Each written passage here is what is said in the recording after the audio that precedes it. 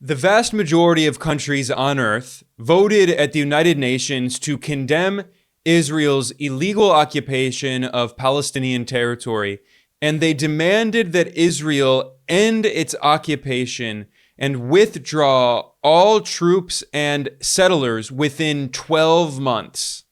The vote was overwhelming, with 124 countries voting in support of the resolution, just 14 countries voting against, including the United States and its allies, and 43 countries abstained.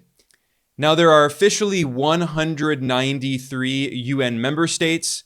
That means that 64% voted in favor. That is nearly 2/3 of countries. And only 7% of countries voted against the resolution. 7%, including the US and its allies. Now, to summarize the main points of the resolution, I'm reading here from the official UN news agency. It noted that, quote, "The resolution calls for Israel to comply with international law and withdraw its military forces, immediately cease all new settlement activity, evacuate all settlers from occupied land, and dismantle parts of the separation wall it constructed inside the occupied West Bank. The General Assembly further demanded that Israel return land and other immovable property, as well as all assets seized since the occupation began in 1967, and all cultural property and assets taken from Palestinians and Palestinian institutions. The resolution also demands Israel allow all Palestinians displaced during the occupation to return to their place of origin and make reparation for the damage caused by its occupation. The resolution stems from the advisory opinion issued by the International Court of Justice in July." A bit later here in this analysis, I'm going to look at this very important ruling, this historic ruling by the International Court of Justice, the top UN legal authority, demanding that Israel end its illegal occupation of Palestinian territory. But before that, I want to look at a map that I created that illustrates what this UN General Assembly vote looked like. And you can see very clearly a trend here. The West largely supports Israel, and the Global South largely supports Palestine. And of course, the Global South is the global majority. It represents about 85% of the world population, whereas the West is the global minority, only representing around 15% of the world population. There are a few exceptions, but the vast majority of Asia, Africa, and Latin America voted to condemn Israel's occupation and demand that it end it within 1 year.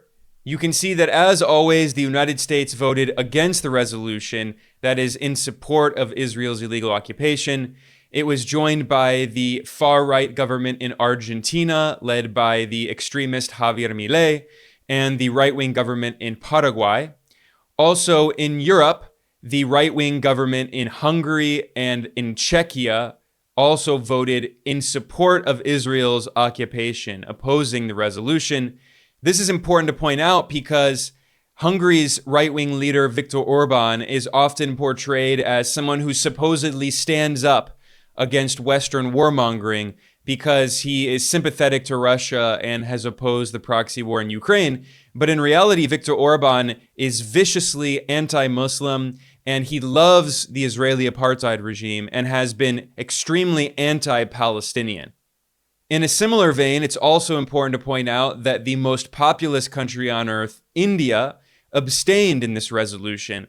This is very shameful because for decades, India had been a leader of the non-aligned movement, and historically, when India was governed by the center-left Congress Party, it had strongly supported the Palestinian struggle for human rights and liberation. But in the past decade, India has been governed by a far-right political party, the BJP, and its Prime Minister, Narendra Modi, who are extremely anti-Muslim and also have allied more closely with the United States, and they love Israel. They, in fact, see the Israeli apartheid regime as a model for what they call the Hindu Rashtra, that is the theocratic Hindu state that they want to create in India. But aside from India, if you look at the global south, you can see that the vast majority of countries voted to support Palestinian liberation and to oppose Israel's occupation. There were only a few countries in Africa that abstained, which are some very big countries, including Ethiopia, Kenya, and the Democratic Republic of the Congo, DRC. They join with the Western powers.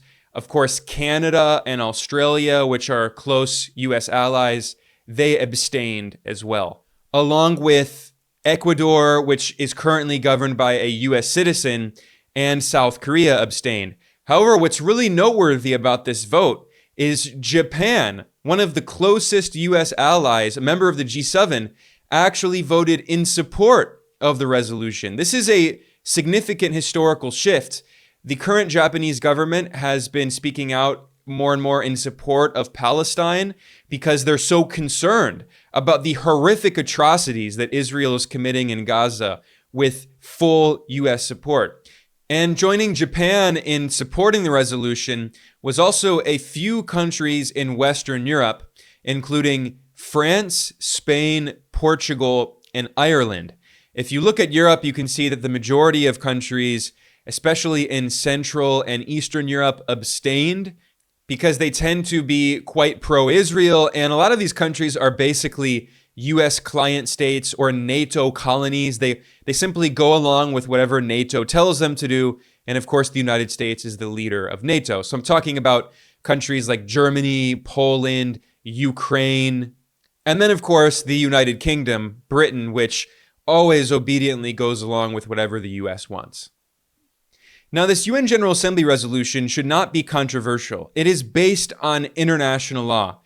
Specifically, the resolution is based on a July 19th decision made by the International Court of Justice, the ICJ, which is the top United Nations legal authority. This is the number one authority in international law. And in this July ruling, the ICJ, which is located at The Hague in the Netherlands, it stated very clearly, quote, "The state of Israel's continued presence in the occupied Palestinian territory is unlawful. The state of Israel is under an obligation to bring to an end its unlawful presence in the occupied Palestinian territory as rapidly as possible. The state of Israel is under an obligation to cease immediately all new settlement activities and to evacuate all settlers from the occupied Palestinian territory. The state of Israel has the obligation to make reparation for the damage caused to all the natural or legal persons concerned in the occupied Palestinian territory." And this is important here. Quote, "All states are under an obligation not to recognize as legal the situation arising from the unlawful presence of the state of Israel in the occupied Palestinian territory, and not to render aid or assistance in maintaining the situation created by the continued presence of the state of Israel in the occupied Palestinian territory." The Hague was as clear as it could possibly be, stating that Israel's occupation of the Palestinian West Bank, of East Jerusalem and Gaza, that occupation is illegal. Israel must end the occupation. It must withdraw all settlers. It must end the expansion of settlements.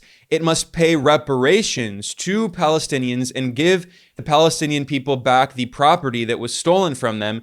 And finally, very importantly, the ICJ stated extremely clearly that other countries that are assisting Israel are violating international law, and they must stop aiding Israel in its illegal occupation. What are those countries? The United States and European nations. The West, the Western imperialist countries that colonized most of the world, that continue supporting Israeli settler colonialism in Palestine today. These same Western so-called democracies, which are not democracies, they're capitalist oligarchies run by a small handful of billionaire oligarchs and big corporations, and they preach about the so-called rules-based international order. Constantly, US and European officials lecture other countries in the global south, threatening them, telling them they must abide by the so-called rules-based international order in which the West makes the rules and orders everyone around. But if you look at this map of the vote, you can see very clearly what are the countries that are violating international law. It's the West, largely, and a few of their puppets that they have in Africa and Latin America and Asia. But the reality is that when the West talks about the so-called rules-based international order, we can see from this vote that they're trying to replace international law. That's the whole point of this concept of the so-called rules-based order. It's to replace the international law-based order, which is centered at the UN. And the West is angry because they cannot entirely control the UN. Even though the UN is very biased, even though a majority of the top officials at the UN are from Western countries, they're very disproportionately represented. And historically, the West has dominated the United Nations. And the Western colonial powers, the US, the UK, and France, have veto power in the UN Security Council, which is the only UN body that actually has teeth. But at the UN General Assembly, all countries have one vote. That's the principle. One country, one vote. And because the West only represents a small minority of the world population, they're angry that they cannot control the General Assembly, so they want to replace international law, which is determined by the United Nations and the top UN legal body, the ICJ. The West is trying to replace that with its arbitrary set of rules that it creates so it can simply have an international dictatorship and force other countries to do its bidding. And then if other countries refuse to bow down and obey the West and do whatever it tells them, then the US will invade that country, organize a regime change operation, a coup. The US will try to organize a color revolution. The US will impose sanctions on that country and try to block it from using the international financial system, to suffocate it economically. This is the rules-based order. It is an imperialist dictatorship controlled by the West. And we can see very clearly in Palestine what that looks like. That's the real face of Western so-called democracy and human rights and the rules-based order. It is horrific crimes against humanity being committed against children who are trapped in a concentration camp and being bombed every day with US bombs, US missiles, US weapons, US planes, US tanks rolling in and destroying their homes. That's the Western so-called rules-based order. And we've seen this pattern again and again and again and again. Here at Geopolitical Economy Report, I have done a lot of reporting on this issue, creating maps every time there's a vote in the UN General Assembly or Security Council concerning Palestine. And you can see that in May, there was a vote to officially admit Palestine as a full member of the UN. And you can see again that it was the West versus the rest of the world. It was 143 countries, the vast majority of the world, voted to recognize Palestine as a full member of the United Nations. Only 9 countries voted against. It was the United States and its puppets like Argentina and Hungary, and also a few tiny island nations in the Pacific, which are basically US colonies. Their currency is the US dollar or the Australian dollar. They obediently do whatever Washington tells them. These tiny island nations have a combined population of around 1 million. I mean, they're just completely, they're the smallest countries on earth. And yet they make it look like there are more votes than there actually are. It's really the US and a few puppet regimes. And in fact, the reason that the General Assembly had that vote in May calling to recognize Palestine as a member is because in April, the US regime used its veto power on the Security Council to kill a resolution that would have officially recognized Palestine as a full member of the United Nations. So literally, it is only the United States that is standing in the way of Palestine being recognized as a country by the United Nations, officially as a full member. It actually already is recognized as an observer state, but it does not have voting rights. It does not have full rights. So the US, as it talks about the so-called rules-based order, is destroying the international law-based order in order to support colonialism in Palestine. And why does Washington support Israel so strongly? with both parties, Republicans and Democrats, obediently supporting Israel, it's because Israel is the 51st U.S. state. It is an extension of the U.S. empire and one of the most geostrategic regions on Earth, of course, with many of the countries in the so-called Middle East or West Asia that are the world's largest oil and gas producers. And also, of course, Israel's right on the Mediterranean. It has an extremely strategic position. And in fact, it was the former U.S. Secretary of State, Alexander Haig, who boasted, quote, "Israel is the largest American aircraft carrier in the world that cannot be sunk." So a top U.S. official boasting, Israel is an unsinkable U.S. aircraft carrier, which is now what they say about Taiwan, by the way. And it was the current U.S. President, Joe Biden, who has said constantly for decades, he said, Israel is so strategic for the U.S. empire that if Israel didn't exist, the U.S. empire would have to create it to serve U.S. imperial interests in one of the most strategic regions on Earth. Were there not an Israel, the United States of America would have to invent an Israel to protect her interest in the region. The United States would have to go out and invent an Israel. I've often said, Mr. President, if there were not an Israel, we'd have to invent one. I've long said, if Israel didn't exist, we'd have to invent it. This is why the United States keeps giving Israel billions and billions of dollars worth of bombs and missiles and military equipment and planes and other forms of aid as it carries out horrific atrocities and crimes against humanity in Gaza, as has been clearly stated by top UN officials and top legal bodies. But every time there's a vote in the United Nations, the US opposes any call for peace or a ceasefire, as I have repeatedly shown in my reports creating maps showing how it is not even just the West versus the rest, because honestly, even the West is divided. There are a few countries in the West, like France and Spain and Portugal and Ireland, that support Palestinian human rights. It's the United States and its puppets and proxies that oppose human rights and freedom for the Palestinian people.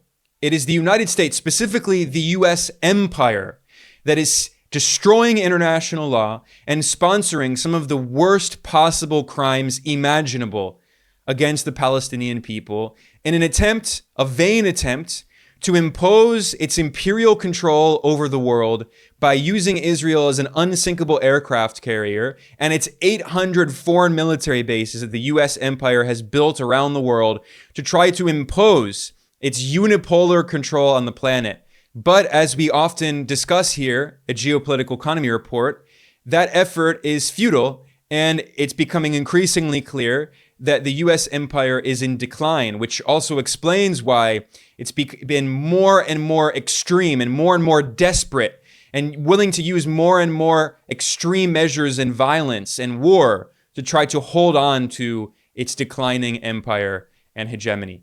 On that note, I'm going to conclude. I'm Ben Norton. I want to thank everyone for joining me today. Please like and subscribe. Please share this. If you really like the work that we do, please consider donating to help us sustain our work. We're completely independent. We have no institutional support, no big donors. So if you want to support our work, you can donate in a few different ways. If you go to geopoliticaleconomy.com/support, the best way is you can go to patreon.com/geopoliticaleconomy and become a patron. We appreciate anything that you can do. I want to thank everyone again for joining me today. I will see you all next time.